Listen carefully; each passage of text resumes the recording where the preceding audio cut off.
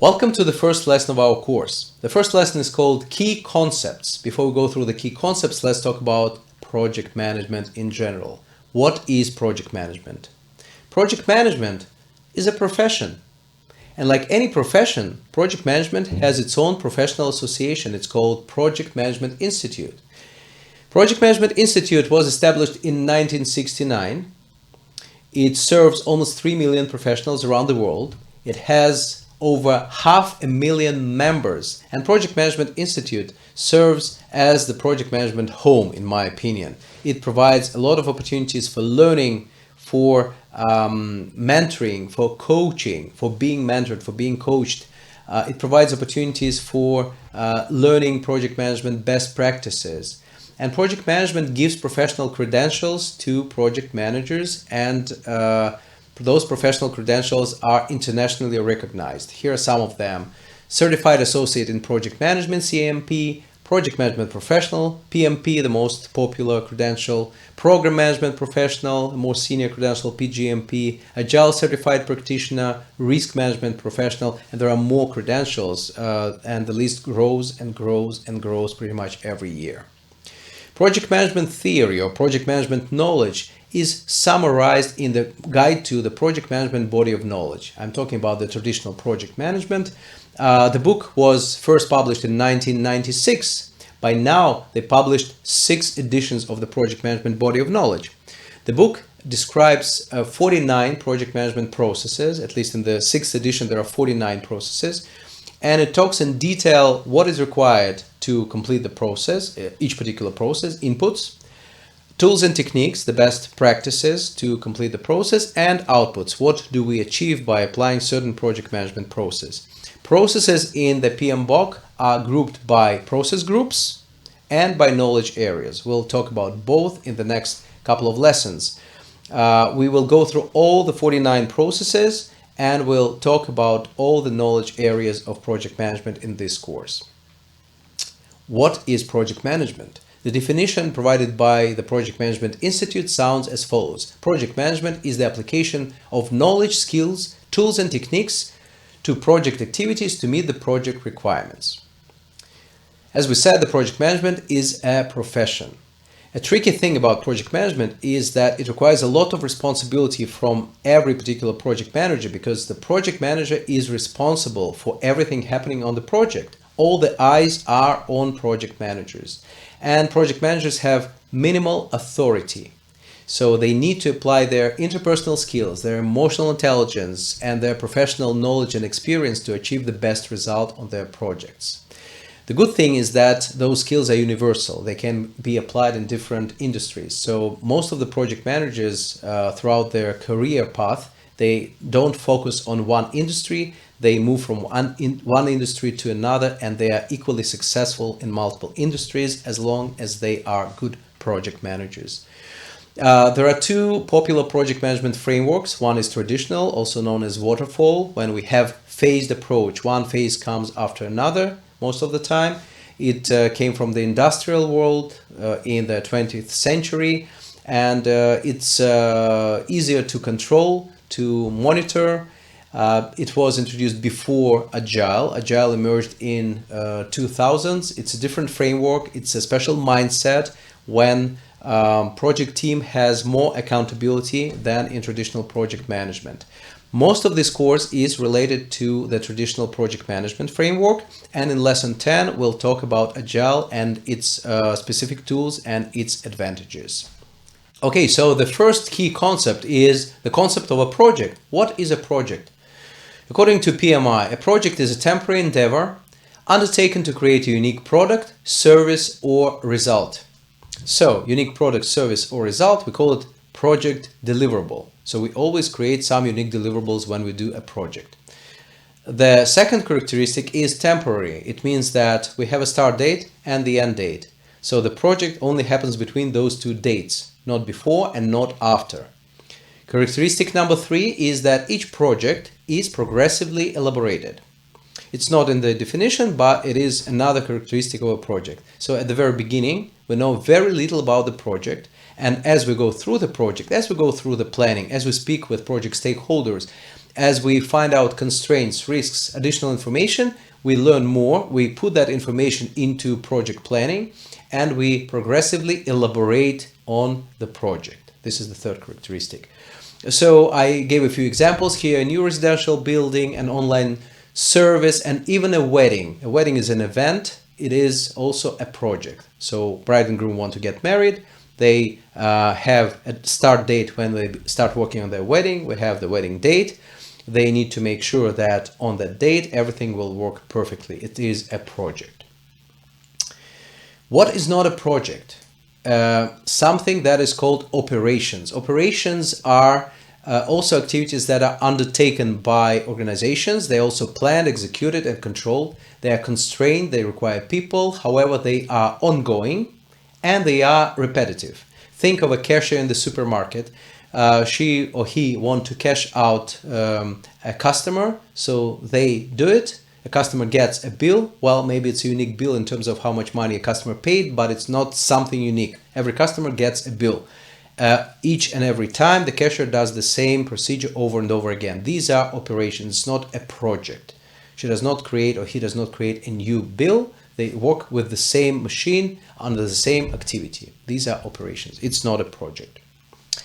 Functional managers. Now we're talking about types of managers in an organization. So as you know, project managers deal with projects. So their best interest is to make sure that everything on the project is efficient, that they are working with an efficient team, that people do what they're supposed to do at each particular moment in time. Functional managers are responsible for their staff, for their departments. They are responsible for their departments whether or not the project is alive. Today there is one project, tomorrow there is another project. Functional managers are responsible for their people. A development team lead is responsible for development team. IT director is responsible for the IT department.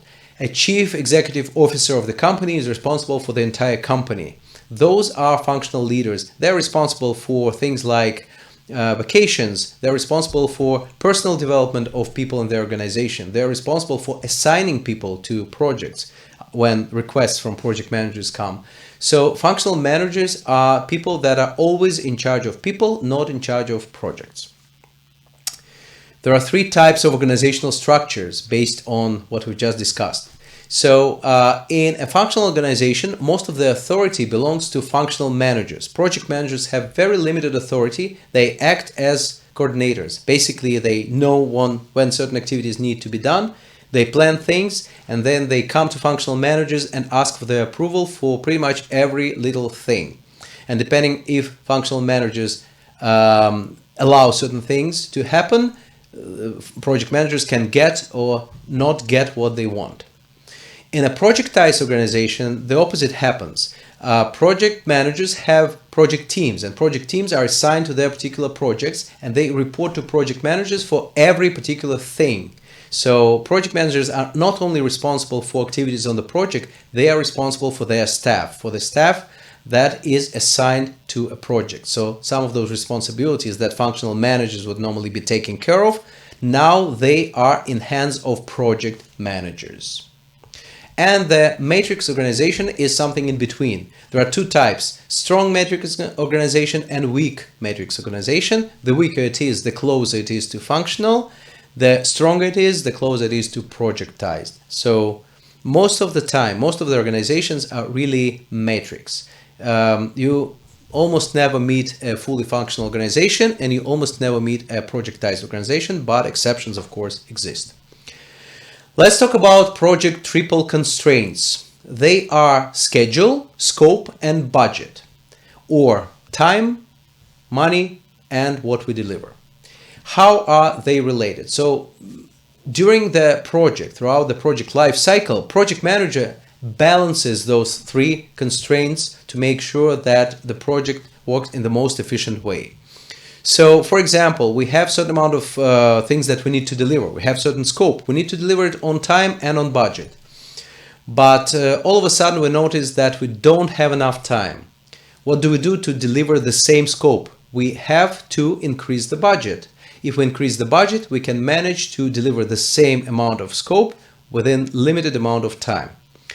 Or the opposite, all of a sudden we are out of resources. So what do? We ask for more time. We say, yes, we can deliver the same scope, but we need more time to deliver the same scope. Or we don't have time, we don't have money. What do? We compromise on the amount of things that we deliver. We go to our customers, to our business sponsor, we say, you know what, we can deliver on time, on budget, but we have to cut the scope. We have to exclude the least important things from the scope. And only then we can deliver on time and on budget. So these are the triple constraints. There are a few other constraints. Resources. We are very much dependent on resources. We need to make sure that for each project we have sufficient resources, and it also, when I say resources, it doesn't only refer to human resources. It could be materials. We need sufficient supply of materials. We need to make sure that our human resources possess very important skills that are required in order to complete the project.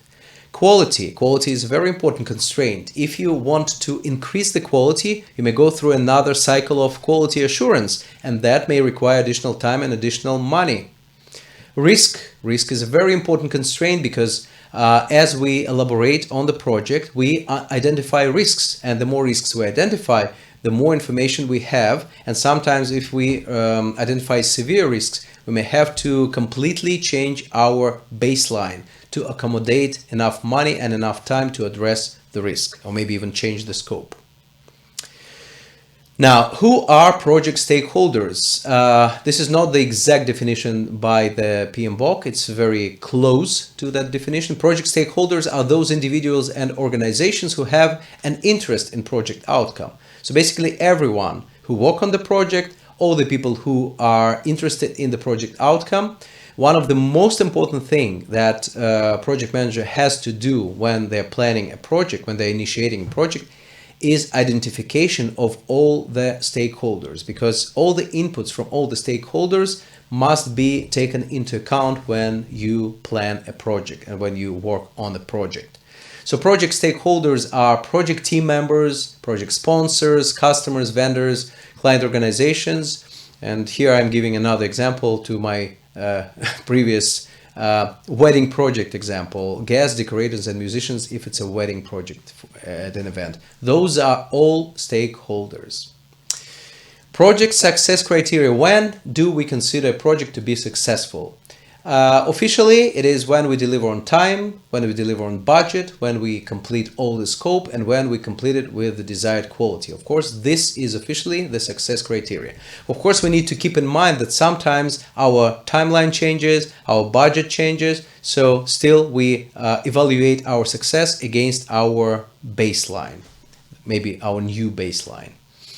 I can add to this list that a success of a project manager is to establish very good relationship with the team and other stakeholders, so that throughout the project life cycle, everybody will be happy and the atmosphere on the project will be constructive, creative. I think it's one of the best things a project manager can achieve. If a project manager achieves that, their chances to make the project successful grow big time. Ladies and gentlemen, this was the first lesson. I hope you learned the key concepts. You can go back to these slides to review the information that you've just received. See you at the second lesson. Thank you.